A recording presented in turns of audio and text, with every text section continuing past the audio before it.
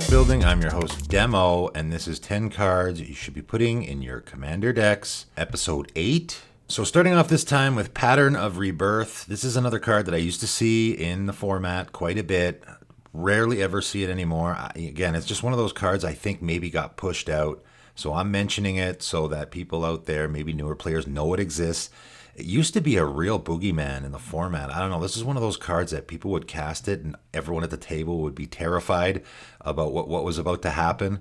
Maybe Tooth and Nail, again, is another card that I don't see as much anymore. That used to be a boogeyman card that everyone was terrified of. But yeah, you just put this on one of your creatures, and when it dies, you go get any creature card out of your library and put it onto the battlefield. I mean, pretty self-explanatory. Obviously, it doesn't require a lot of explanation on how to use this, right? You're going to put it on a creature that you want to die or that you can sacrifice to go get something way bigger. It's a fantastic card, just doesn't really see a lot of play anymore. Next up, Peacekeeper. So an old one, you know, I think it's kind of expensive, but man, you just can't beat this ability, right? So it has an upkeep. And again, I really like when powerful cards have upkeeps.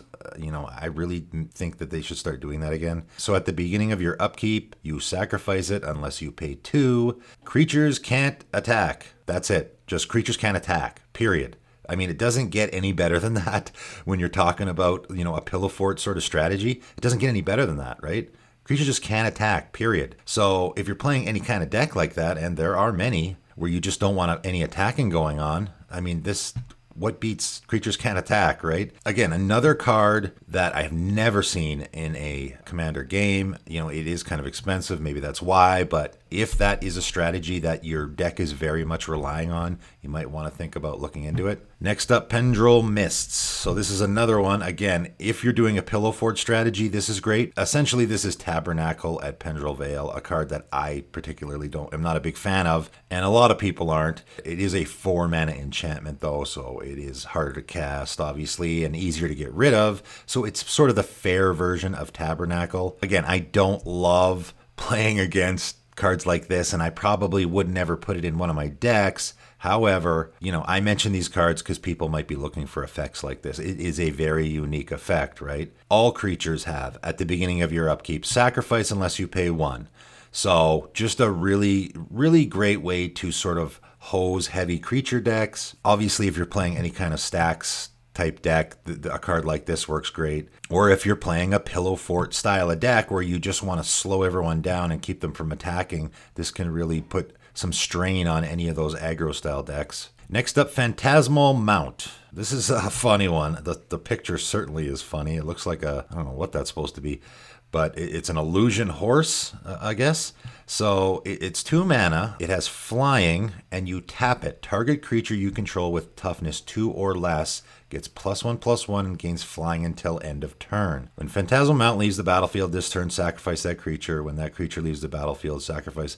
So if someone was to kill the creature or the mount, you would lose both. But I used to have this card I had a Tymna and Silas deck, okay? And Tymna and Silas both want to be connecting all the time, and they both have a toughness of 2 or less. So this worked fantastic in that deck because I could give them evasion, right? This could give either of my commanders evasion. I could give Silas evasion if I wanted to get an artifact out of my graveyard. I could give Tymna evasion if, I don't know, maybe I wanted to gain life. They also get the +1/+1, which can be relevant. You can use this with a Cold-Eyed Selkie, maybe, where you can give it more evasion and then also buff it, so now you're drawing 2 cards. It's just a neat little card for if you have a lot of small creatures in your deck and you want to be giving them evasion. I like it for stuff like that. Next up, Frixion Infiltrator. It's a 3 mana, 2/2 minion, okay? And it has a blue activated ability. This is one of the first cards I think ever where they had a black card with a blue activated ability. You really didn't see that much back in the day. So obviously this has to be in a deck that is both black and blue.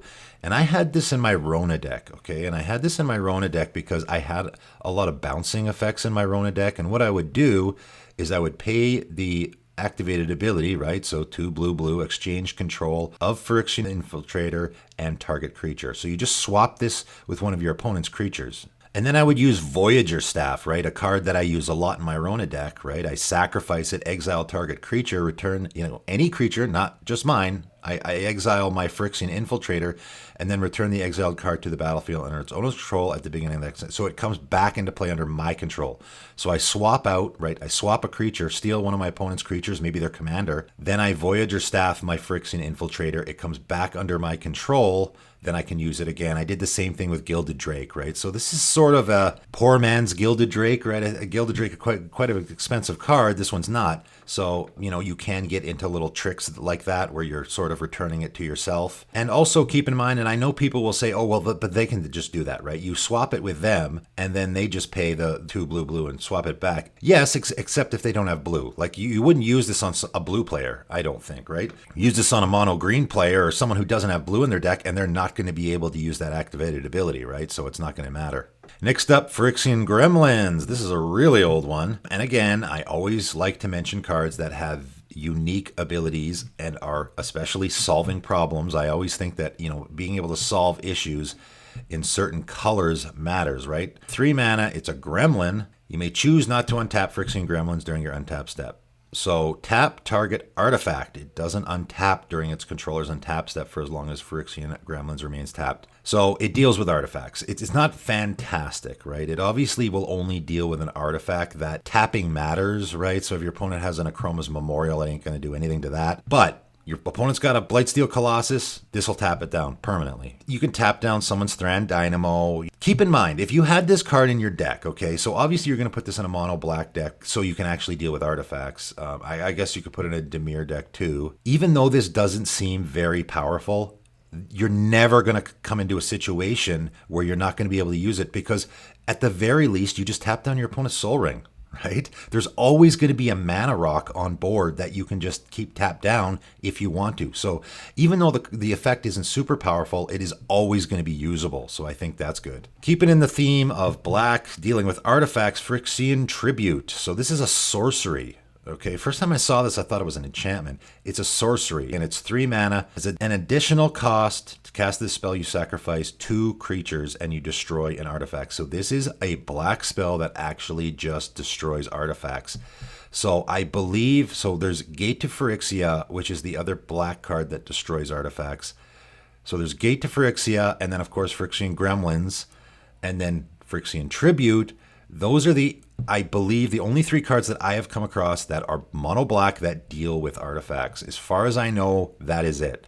So if you're on mono black and you want to deal with artifacts, those are your options. Cost here is steep, sacrifice 2 creatures. You know, I like to mention, here's a card that you can deal with stuff. You know, if you're a mono black player and you have someone in your group that has a very artifact heavy deck or likes to play, you know, Akroma's Memorial or whatever, here's a way you can deal with it. Moving on, Frixion Purge. So this card, the more I look at it, the better it gets. So if you just ignore the first part of the text, okay, this is 4 mana, 2 a black and a red, destroy any number of target creatures.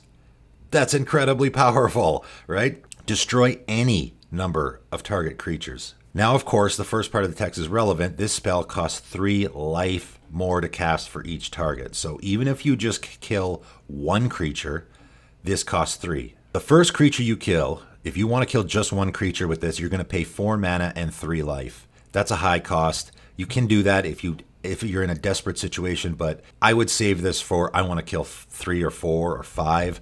It's a lot of life. You know, it sort of reminds me of Fiery Covenant a little. You know, that card you don't see in casual games a lot. It gets played a lot in CEDH, which has a similar effect. This is maybe better. I mean, you're paying 3 life for each target. So let's say I kill 4 creatures. 4 mana for 4 creatures is obviously incredible. 12 life, that's kind of a lot. It's definitely worth looking at, especially if you have a deck that is Mardu color and gains life. I know I used to have a Tymna and Bruce deck. That was a life gain deck, and I definitely would have put this card in there if I still had it. Lycia, Sanguine Tribune also comes to mind. That's definitely, you know, if you have a deck like that and you're likely, I assume, gaining tons of life, so this might be a great fit for that as well. So just keep it in mind. Next up, Political Trickery. So Political Trickery is, you typically see this in a Zedru deck because you want to exchange lands and all that. But this is just a solution. I talked in a lot of my videos lately about all these busted lands that people can play. Is it casual? Is it not? It's up to, each individual or group to decide. But if your opponent has a Gaia's Cradle or Ball Coffers or a Mishra's Workshop or whatever, this is just 3 mana and you get it. Now you get it. And even if you don't have green in your deck and you steal someone's Gaia's Cradle, at least they don't have it. So it's just the same as you Stone Rain and destroy it, but now you have it and it is mana. It's maybe you can't use the green mana, but it's still mana. The Urborg and Coffers one is particularly good because if you have an opponent who has an Urborg and a Coffers, you just steal their coffers, right? The Urborg makes all lands into swamps, so your lands are already swamps because of the Urborg. So all you need to do is swap out the coffers. They no longer get to use it, and now you get to use it. And again, if you're not playing black, it can still be really good to have that huge mana boost, right? Just think of it as colorless mana. Again, if you're in mono blue, what do you destroy lands with in mono blue, right? There is no way to do it that I'm aware of. So this is just a way to deal with, obviously Wasteland, you can use your own lands for that, but this is just a way to not only deal with an opponent's really powerful lands, but take advantage of it. And lastly today, Portcullis. Another very old, very interesting card. And somebody mentioned this. It's interesting. I made my fan requested deck videos, and one of them was Shaku Endbringer when I talked about that deck. And some guy I saw commented below that Portcullis works great in a Shaku deck. And yes and no. The way it works great is because you put the Portcullis in play. So I'll read it here. Whenever a creature enters the battlefield, if there are 2 or more other creatures on the battlefield, exile that creature. Return that card to the battlefield under its owner's control when Portcullis leaves the battlefield. So the idea is you have your Shaku in play. So there's no creatures on board, which is what you want with your Shaku deck. Someone plays a creature, so now there's 2. So now no one can play creatures with the Portcullis. So someone plays a creature, it gets exiled. And then on your opponent's end step, you tap your Shaku to exile the one other creature that's in play, and then you can attack with your Shaku. And that is a good strategy, but the way I replied to the guy and said, okay, but all of those creatures get exiled, and as soon as the Portcullis gets destroyed, they all come back into play, and now you have 12 creatures in play that you have to deal with. So, yeah, you can do that. I don't know if it's a super great way to go about it. It's definitely an option. How this card typically gets used, though, is because it has very specific wording. If you look at a card like Containment Priest, that says if a non-token creature would enter the battlefield and it wasn't cast, exile it instead. Okay, so that's a replacement effect. So what's going to happen is that creature isn't going to enter the battlefield at all, right? Because that enter the battlefield has been now replaced with the exile. Portcullis doesn't do that. Okay, the creature actually does enter the battlefield, right? Whenever a creature enters the battlefield, this triggers and then it gets exiled. So the way you can use this card, and there's a few ways to use this card, but a really effective way to use this card is in an ETB deck, okay? So in an ETB deck, what you can do is you can play your ETB creature. So I play an Eternal Witness. It enters the battlefield. I get the Eternal Witness effect of returning something from my graveyard to my hand. Then Portcullis, they'll both trigger at the same time. But either way, the Eternal Witness is on the stack, so I get that ability. My Eternal Witness gets exiled. Then when the Portcullis leaves, the Eternal Witness comes back, and I get that ETB again. So what I can do is I just play a bunch of ETB creatures with Portcullis in play, get the effect, then they get exiled, right? I play a Rex Sage, I get the effect, then it gets exiled. And then when the Portcullis leaves play, all of those creatures come into play all at the same time, and I get all those ETB effects again. Similar to what I was talking about with Parallax Wave in my last video, where, you can just exile all your creatures all at once and then get all those ETB effects again. So that's another way to use it. There's a few interesting ways to use this card. It has a very interesting and unique ability, and I always like to bring up cards like that. That is it for today.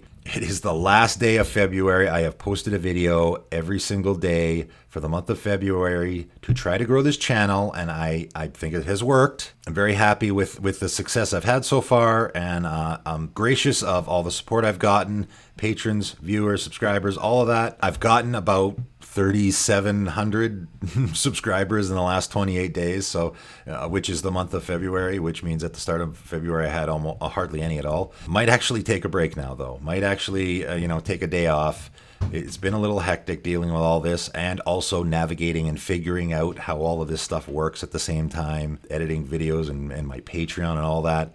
By the way, I do have a Patreon if you're interested in supporting the channel. The link is below. Hope you enjoyed the video, and that is it for today. Thanks for tuning in.